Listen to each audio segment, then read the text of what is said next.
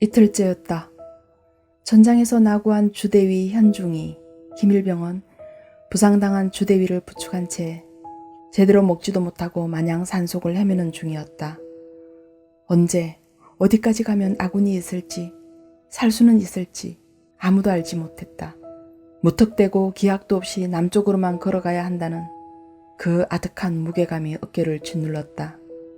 더군다나 부상당한 채 걷지 못하는 주대위는 자신이 현중이와 김일병에게 얼마나 무거운 짐이 되는지도 알고 있었다.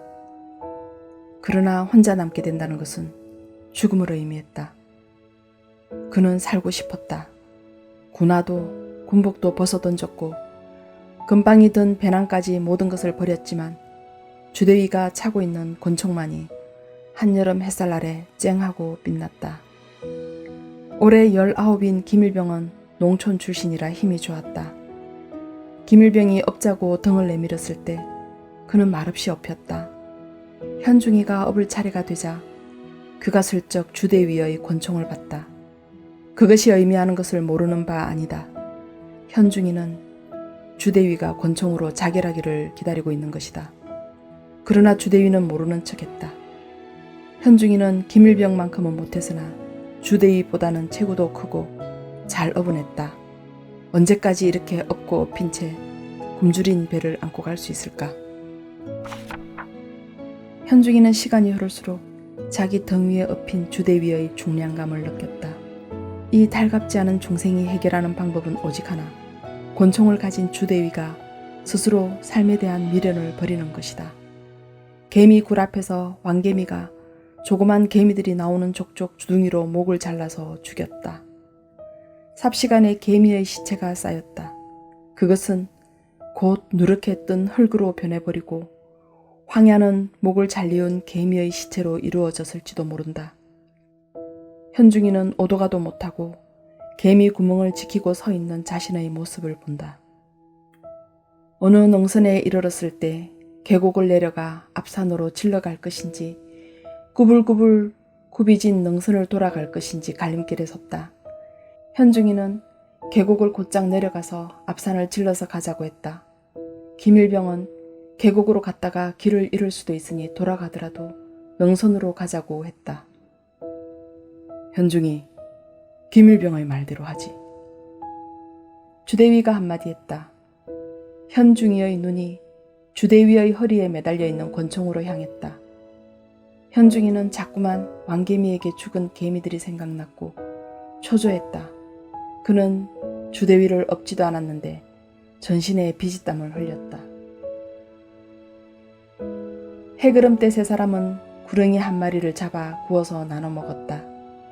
다 먹고 난 현중이가 뒤라도 마려운 듯이 자리를 떴다. 그런지 좀 만에 주대위가 김일병에게 말했다. 자네도 여기를 떠나게. 김일병은 그게 무슨 말이냐는 듯이 주대위를 쳐다봤다. 현중인 갔어. 기다리지 못해. 기다리지 못하다니요? 내가 자살하길 기다리다 못해 떠났어. 사실 현중이는 돌아오지 않았다. 주대위는 김일병의 시선을 마주 바라보기를 피하면서 자네도 어서 여기를 떠나게. 김일병은 잠시 주춤거리다가 서산에 빗긴 붉은 노를 한번 바라보고는 말없이 주대위에게 등을 돌려댔다.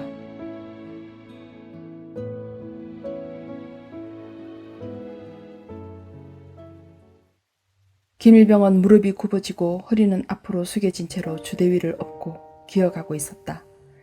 이제 현중이도 없고 주대위의 몸은 오로지 김일병의 몫이었다.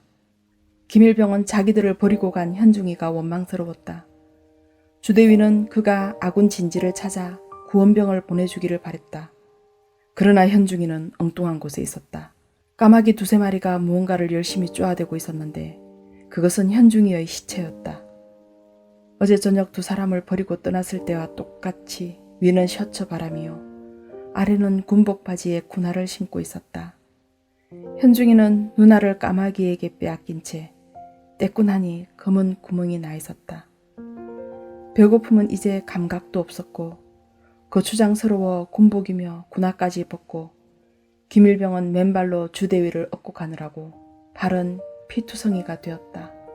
내일쯤은 까마귀가 자기네 눈도 파먹으리라. 김일병은 쓰러지듯 누워버렸다. 옆에 주대위도 번듯이 누워 있었다. 전쟁 속에서 이제 죽음이 몸 가까이 왔음을 느꼈다. 저 소리를 좀 듣게. 포소리일세. 김일병은 정신이 번쩍 들어 상반신을 일으키며 귀를 기울였다. 어느 편 포입니까? 아군의 포야. 155밀리의. 주대위는 김일병이 들을 수 없는 소리와 감지하지 못하는 방향 감각을 가지고 있었다. 주대위의 감별이라면 틀림이 없다. 그렇지만 너무 멀어. 40리는 실이 되겠어. 너무 멀다. 김일병은 다시 자리에 벌렁 누워버렸다. 주대위는 진작에 자기를 하지 않은 것을 후회했다. 그러면 현중이도 도망가다 죽지 않았을 것이다.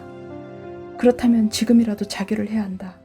아무리 지쳤어도 혼자 몸이라면 김일병이 어떻게든 아군을 찾아갈 것이다. 이런저런 생각이 스쳐갈 무렵 갑자기 주대위의 귀에 어떤 소리가 들렸다. 그는 죽은 듯이 누워있는 김일병을 돌아보았다. 그리고 무언가 결심이 선 듯 권총에 힘을 주었다.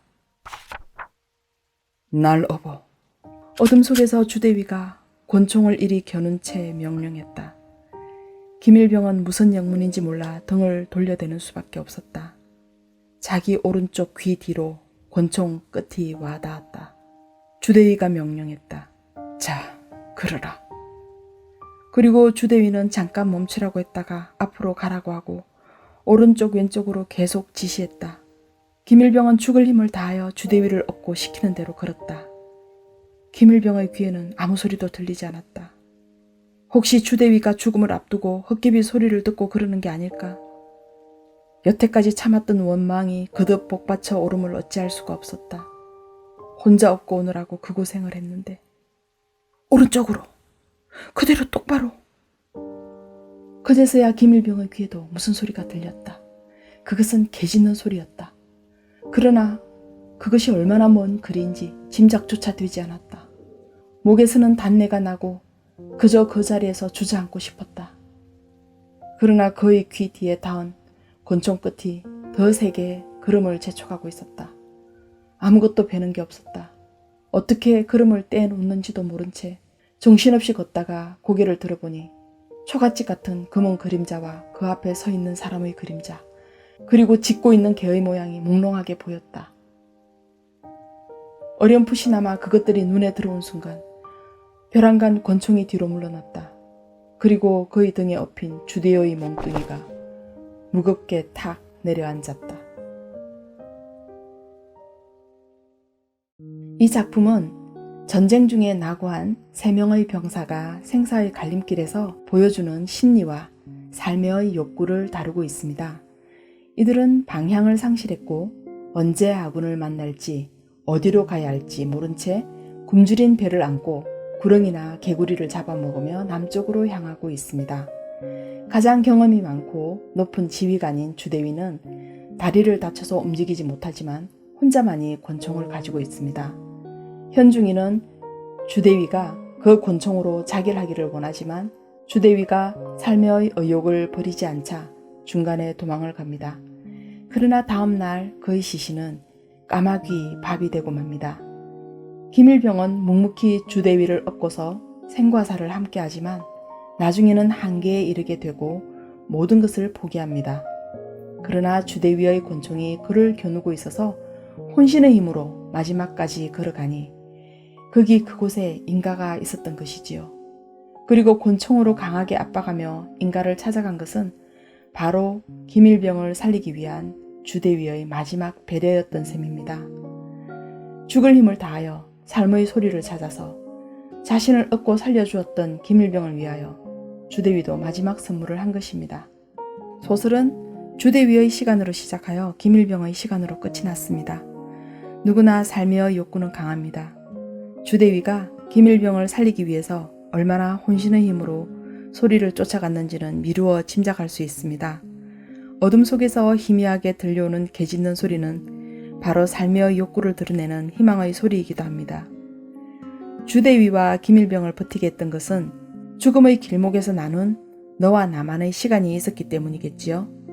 전쟁을 배경으로 하여 생사의 갈림길에 선 인간의 고뇌와 행동을 보여준 이 작품은 마지막을 함께한 주대위와 김일병의 시간이 깊은 여운을 남겨줍니다. 다음 시간에 뵙겠습니다.